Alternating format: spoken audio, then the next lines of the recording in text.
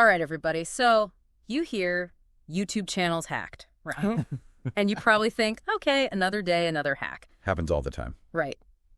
But this one's got layers, and it's one that I think a lot of us are going to find interesting. We're diving into the world of hacked YouTube channels, this week specifically, Beer Biceps. Yeah, this one's really something. So for those maybe not familiar, and I honestly don't know how you wouldn't be, but just in case, we're talking millions of subscribers, like a whole motivational empire built around fitness, podcasts, you name it. This guy's got his hands in everything. Really an impressive entrepreneurial guy, yeah. And suddenly, poof, gone. Not gone, replaced with Elon Musk and Donald Trump. And that's where it gets interesting. This wasn't just about like taking down a channel, right? Defacing a website.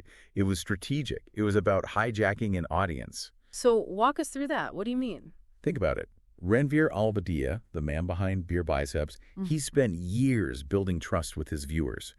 Years of content, of being genuine, being relatable. The hackers saw an opportunity there, weaponized that trust, turned his own platform against him. And it's genius in a messed up way, because they didn't just like slap on a random name, right? They went full clickbait with it. Like Elon.Trump.Tesla live 2024. Oh, absolutely, yeah. That's going to get a click. You see that notification? Doesn't matter who you are, you're practically hardwired to at least click on it, especially with how much buzz there is around Tesla and, well, everything Trump. Exactly. It plays into our deepest desires. That exclusive information, a sneak peek behind the curtain and the internet.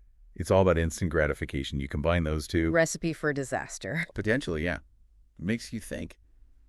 In this world of constant content, split-second decisions, how do we stay vigilant? How do we protect ourselves from being manipulated? That's the million-dollar question, isn't it? And I mean, imagine being in Beer Biceps' shoes in that moment, watching your entire, basically digital empire get held hostage like that. It's got to be terrifying. But his reaction, surprisingly chill. Posts a picture on Instagram, vegan burgers of all things, with the caption, "Death of Beer Biceps met with death of diet." Like, talk about keeping your cool. It is fascinating, his response. I mean, on the surface level, it's humor, it's coping. It's a situation that's, frankly, terrifying. But it also kind of highlights the immense pressure on these content creators. Oh, 100%. Their entire livelihood, their public image. It all exists in this fragile online space. It makes you wonder how much of that persona is genuine resilience and how much is calculated survival in a world where, honestly, one wrong move can make or break your career.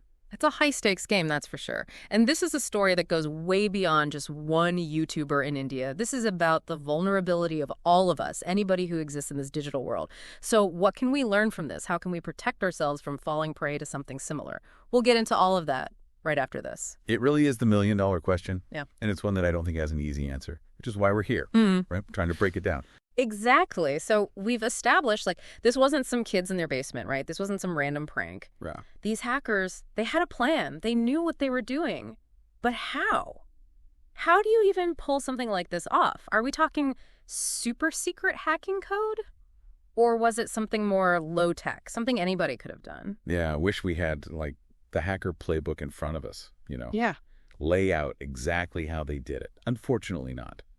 But the sources do give us some hints about how sophisticated this whole thing was.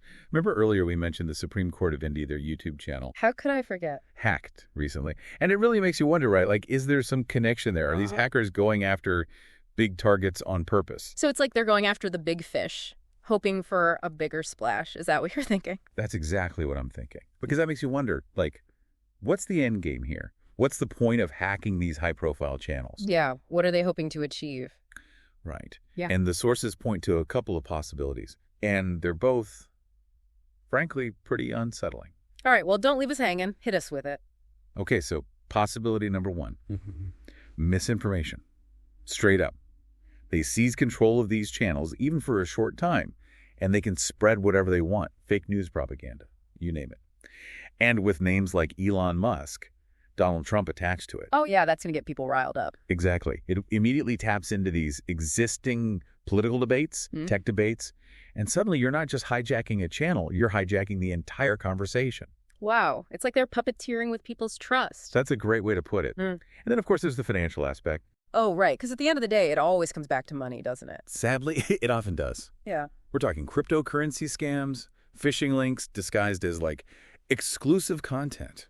or even just driving traffic to other malicious websites. Remember how those channels were renamed at Elon.Trump.Tesla Live 2024? Yeah, it was like prime clickbait. Right. So you have people eager for stock tips, election predictions, anything that even smells like inside information, and boom, they become easy targets. So you think you're clicking on the latest from Beer Biceps, but you might as well be handing over your login credentials to a stranger. It's a scary thought, but that's the reality of it. It exposes this huge vulnerability in the way we consume information online.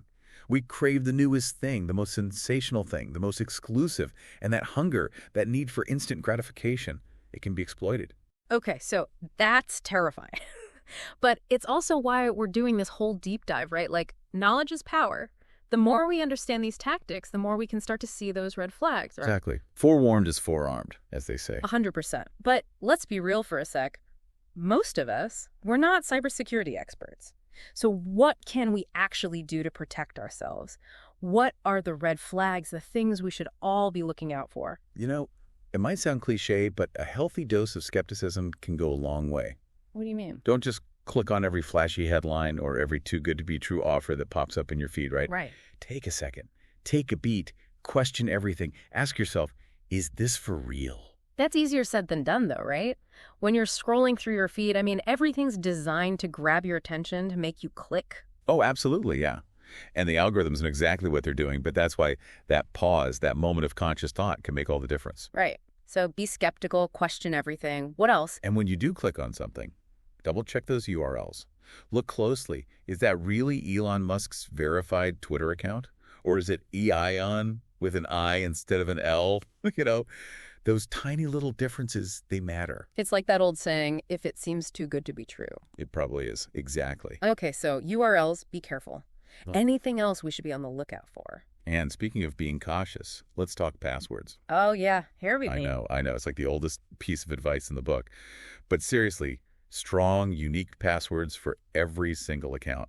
Non-negotiable these days. Absolutely non-negotiable. I feel like we always say this, but people are still out there using like password 123, you know what I mean? It's unbelievable, right? Yeah. And enable two-factor authentication wherever you can. I get it. It's another step. It's annoying, but it's an extra layer of security that can really make all the difference. So explain it to me like I'm 5. How does two-factor actually work? So basically, even if somebody gets a hold of your password, they still need a second piece of information to get into your account. Usually, it's a code sent to your phone or your email. So it's like having a deadbolt and an alarm system on your digital front door, basically. 100%, yeah. It's that extra layer of protection that can make all the difference. Okay, so that's on us, right? Being smart, being proactive. But you're right, it shouldn't fall entirely on individuals to protect themselves. Platforms like YouTube, they've got a huge responsibility here, too. Absolutely. So what does that look like from their end? What do they need to be doing better? Well, for starters, they need seriously robust security measures. And I mean, this is beyond basic stuff. I'm talking about really advanced algorithms, the kind that can detect suspicious activity, like if a channel name suddenly changes, if there are weird uploads happening, things like that, stuff that's out of the ordinary. Right, so they can flag it and investigate. Exactly. And they need dedicated teams, right? Yeah. People whose entire job is to respond to these kinds of hacking incidents quickly and effectively. Because the longer those hack channels stay up, The more damage is done? Exactly. And just as importantly, these platforms, they need to be doing a much better job of supporting creators who've been targeted. Help them get their accounts back, restore their content, and help them navigate the emotional and the financial fallout of an attack like this. Because we're not just talking about numbers on a screen here. This is their livelihood. It's their life, yeah. This is how they pay their bills. This is their passion. It's a wake-up call, though, isn't it? For everyone, for the entire digital ecosystem, really. We all have a role to play here in making the online world a safer place for everybody. Couldn't have said it better myself. It's a shared responsibility. Individuals being vigilant, platforms stepping up their game, and maybe even some larger conversations that we need to be having as a society about digital literacy, about online safety. So it's not just about cleaning up the mess after the fact, it's about preventing it in the first place. Exactly. The more we understand how these attacks happen, the motives behind them, the real consequences they can have, the better equipped we all are to navigate this crazy digital world, It really has been an eye-opening deep dive. I've learned a lot, even just in this short conversation. Any final thoughts before we wrap things up? Just this.